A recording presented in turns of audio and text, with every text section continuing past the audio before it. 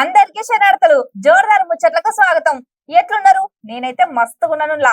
మన జగనాల్ సారు ఎలా ఢిల్లీ వేయిండు కదా, అగో గదే ముచ్చట చెప్తున్నా. అయితే మన జగనాల్ సారు ఎలా ఢిల్లీ వేయిండు. గన్నవరం ఎయిర్పోర్ట్ నుంచి జగనాల్ సార్ తోటి పార్టీ పెద్దలు కూడా వేయిరట.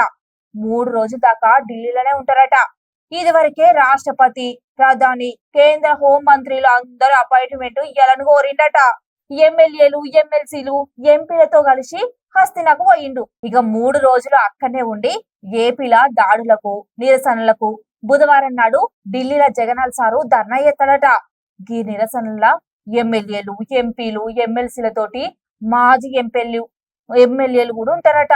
బుధవారం ధర్నా అయిపోయినాక ప్రధాని, హోంమంత్రి, రాష్ట్రపతిని కలుతాడట మన మాజీ సీఎం జగన్. ఆ అపాయింట్మెంట్ అయితే అడిగిండట గాని వాళ్ళు ఇద్దరో ఇయ్యరో చూడాలి మరి. అయినా జగనాల్ సారు ఎవరన్నా కొట్లాడంటే అసెంబ్లీలో కొట్లాడాలి గాని గాడికి పోతే ఏమత్తది?